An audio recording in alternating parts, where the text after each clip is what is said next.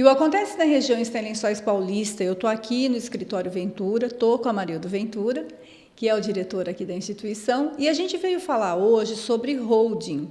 É um tema que entre o empresariado aqui local e da região a gente já está ouvindo um pouco falar, mas eu, na verdade, não sei o que é. Então, eu vim conversar com a Amarildo. Amarildo, conta pra gente, o que é uma holding? É uma empresa normal? Conceição, a holding ela é realmente uma empresa normal como qualquer outra, porém ela tem umas particularidades. Então, ela tem uma particularidade desde a sua constituição, né, até o regime tributário que você vai escolher. Agora, as outras particularidades em si de uma holding, quando ela é constituída, precisa ser feita uma boa avaliação. Não é somente você receber um cliente, que é o que acontece com frequência no escritório, das pessoas virem propor a abertura de uma holding, né? Então, vou lá e abro uma empresa para ele nessas condições? Não. É necessário fazer uma avaliação da empresa, apesar de ser uma empresa igual a outra, com as suas devidas particularidades. Mas a holding ela tem algumas peculiaridades, né? Ela é usada assim como um fundo para administrar outras empresas, pode ser usada em família também. Explica para a gente um pouquinho disso. Tá, principalmente a questão familiar. Isso é o que mais leva as pessoas a se preocuparem, né, em determinado momento dos negócios da família, abrir uma holding para colocar todo o seu patrimônio dentro dela. Então, temos várias situações de holding. Então, temos holdings familiares que seria para administrar patrimônio, que é a holding patrimonial, temos a holding financeira e também temos a holding de participações societárias. Então, depende da família, dos negócios da família em si, aí a gente faz a escolha da modalidade como mais se enquadra, sempre prezando por fazer uma boa análise para a escolha e também para a forma de constituição dela.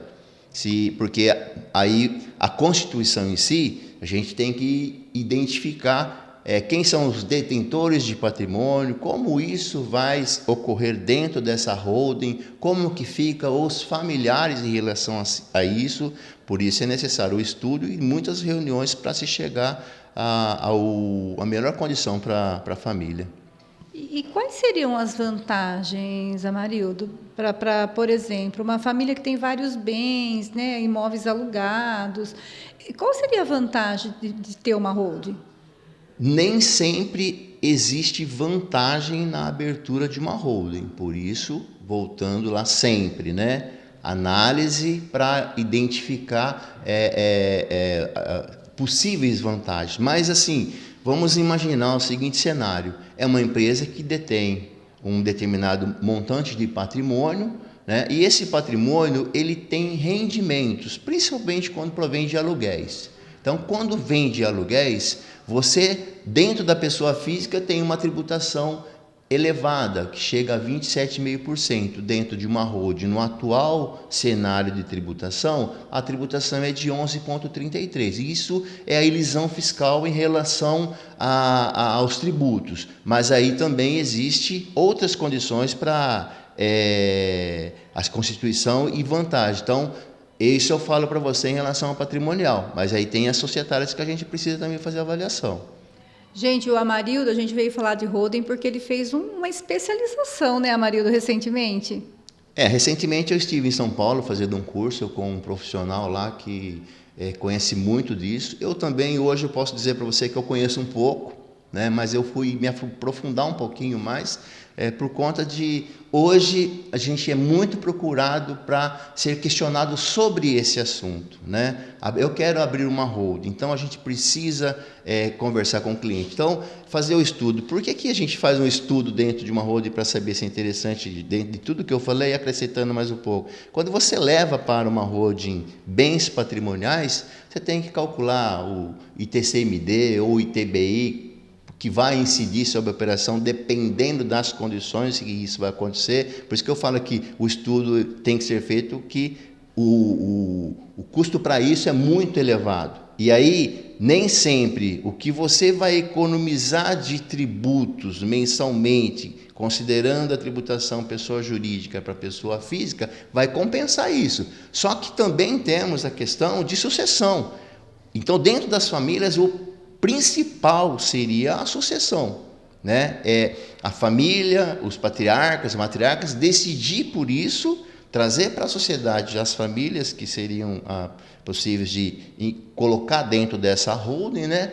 Para preparar, né? Para o futuro. Isso, quando a gente fala em sucessão, é evitar, logicamente, um ônus muito maior ainda na falta dos patriarcas, né? Então, hoje você vai fazer um inventário, quando você tem uma quantidade muito grande de patrimônio, você vai fazer um inventário de bens individuais. A partir do momento em que você leva todo esse patrimônio de pessoa física para uma holding, aí você vai fazer somente o inventário das cotas de uma empresa. Então, o trabalho para isso fica muito mais tranquilo, né? Muito mais fácil, e creio que aí, ao final, haveria uma compensação por conta de ser menos trabalhoso o inventário.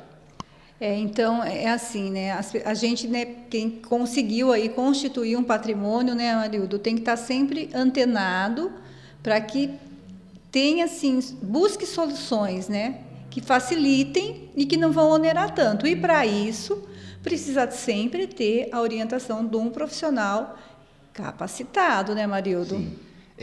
Inclusive, quando nos procuram para a abertura de uma holding, pode ser que a abertura de uma holding em si não é interessante naquele momento, mas se você identificar, enxergar que o cliente tem perfil, né, para criar patrimônio futuro, aí você pode já começar com essa organização. Não precisa aguardar um momento oportuno, onde você vai falar, não, agora é o momento para você abrir uma holding. Se você enxerga no seu cliente ou na pessoa que te procurou que ele tem esse perfil, sim, aí vale a pena estudar para começar isso já desde o zero, vamos dizer assim, né? A gente identifica, a gente vê que as pessoas querem abrir uma holding, então, olha, por que você está abrindo uma holding hoje? Você só tem um patrimônio. Então, a gente identificando essa condição, a gente vai orientar o cliente, olha, ok, isso é válido, vamos começar a trabalhar. A gente agradece ao Amarildo pelas orientações e depois eu vou deixar aqui mais algumas informações no texto. Obrigada, Amarildo. Eu que agradeço mais uma vez a oportunidade, a gente está falando um assunto tão importante, né? E a gente está à disposição aqui dos clientes, das pessoas que se interessar pelo assunto, nos procurar, para a gente fazer essa orientação, entender as suas necessidades e ajudá-los aí a crescer patrimonialmente, pensando numa sucessão familiar e nas questões tributárias.